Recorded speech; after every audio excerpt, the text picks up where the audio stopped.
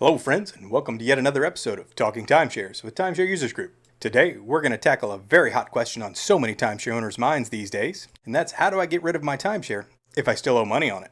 This is actually a fairly tough question to answer because there are no real good solutions for getting rid of a timeshare you still owe money on, just a few select bad ones. Heck, even getting rid of a timeshare that's paid off is sometimes problematic.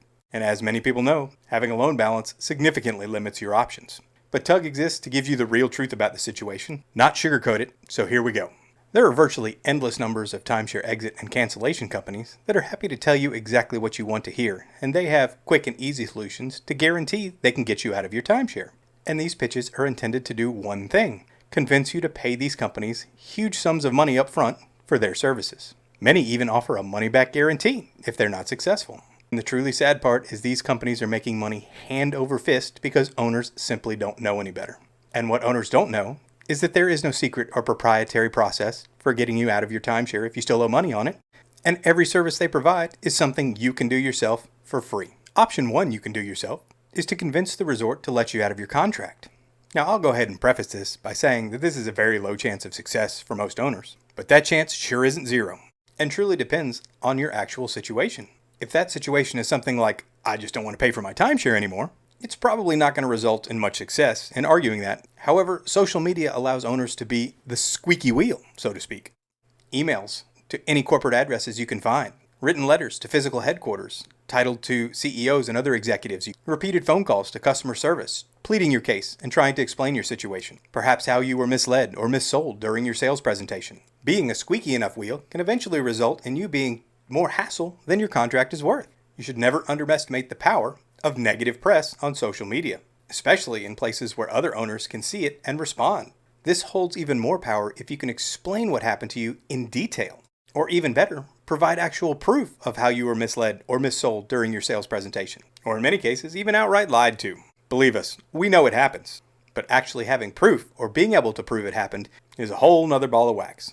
The goal here is to become a large enough thorn in the side to gather someone's attention and become more trouble than you're worth. See if you can negotiate some sort of deal to let you out of or otherwise reduce the balance that you owe, or even cancel your ownership altogether. This is especially the case if you have a hardship that you can prove, either medical or financial or otherwise. All of those increase your chances that the developer might be willing to work something out with you. But again, this takes persistence on your part and not just taking no for an answer. We also suggest, if you truly were lied to or misled during your sales presentation, to file a complaint with your state attorney general's office and the state that the timeshare exists in, or where you bought in the first place. Many timeshares have headquarters in Florida, so reporting to the Florida attorney general's office is a fantastic idea. They will follow up on a complaint if it has merit. Again, be detailed and professional. There is nothing to be gained by filing a complaint that says, "This company sucks, they lied to me, I want out of my contract." While that statement may be 100% accurate in your case, it doesn't really prove much legally, nor give an attorney general anything to actually investigate. Something like, on March 8th, 2023, the salesman James T. Slimy at XYZ Resort in Orlando made it very clear that if I ever wanted out of my timeshare, I could sell it back to them for what I paid for it, or that this timeshare would always go up in value. Now I find out it's completely worthless and they won't even buy it back from me or take it back from me for free? That is a blatant lie. Or any of the other very common statements we hear reported in timeshare sales presentations on a regular basis.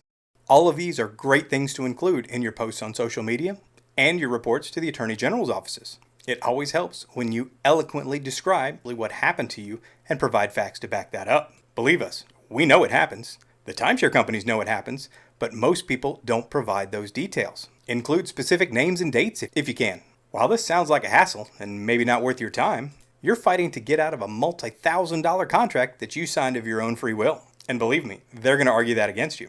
Take this as a challenge. Don't let them win. The timeshare hopes you'll just roll over and give up after they tell you no 1 or 2 times.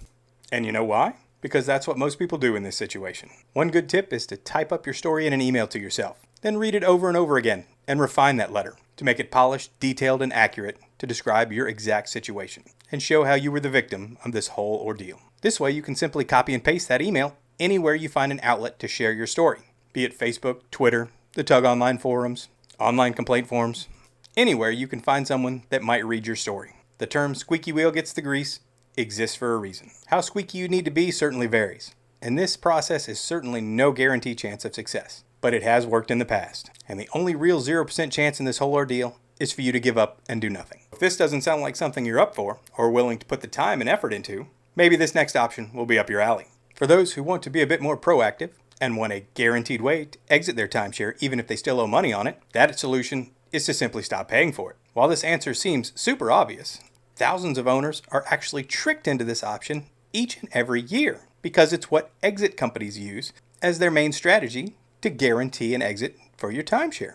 And you know why they use that? Because it works. Now you're likely saying, but won't this hurt my credit? Yes, probably. But what about them coming after me to sue me or garnish my wages? While all of those options are possible, in actual practice, it rarely, if ever, happens. Timeshare companies simply don't have the desire to put forth the time, money, and effort to pursue these delinquencies, especially when you add on the fact that a timeshare company known for suing its own owners is probably not a good look. And especially since most of these companies are publicly traded, this practice is almost universally avoided across the board. Compared to paying tens of thousands of dollars on something you don't want, can't give back, or can't give away, this option becomes more and more attractive for owners who find themselves lacking any other better options. Just remember, folks, there is no reason for you to pay someone just to default and stop paying for your own timeshare. You can stop paying for it all on your own. You can rest assured that whatever negative consequences are going to happen to you would have happened to you either way. You fell for a slick and smooth and misleading sales pitch when you originally bought your timeshare and very much regret that decision. Don't fall for the same thing and pay an upfront fee exit company to get out of one. Lastly, the third option you have, if neither of the above options appeal to you or fail to work, would be to transfer your loan balance to some other line of credit, thus actually paying off the initial loan and allowing you to either sell, give away, or give back your timeshare. This also has an added benefit of likely providing you with a much lower interest rate than the extremely high one likely given to you when you got the loan for your timeshare in the first place. And there you have it, folks. These are the true short and curlies of your situation, without any fluffed up or creative marketing nonsense provided by today's exit and cancellation companies. And the best part about all these options is you can do them all yourself, without the need to pay a third party a single dollar. After all, it's a much more attractive and successful sales pitch for me to tell you that I can guarantee I can get you out of your timeshare than it is for me to say, if you stop paying for your timeshare, you can get out of it yourself. One is worth thousands and thousands of dollars. The other's worth absolutely nothing, despite them both being the exact same solution. It's important for owners to know the full truth about their situation so that they can make an educated and informed decision and not fall for the deliberately misleading nonsense that plagues this industry when you both buy and try to get out of a timeshare. This is the whole reason Tug was founded more than 30 years ago, and that's why it still exists as the absolute best place that owners can go and get help and advice on their timeshare. Till next time, folks, thanks for watching.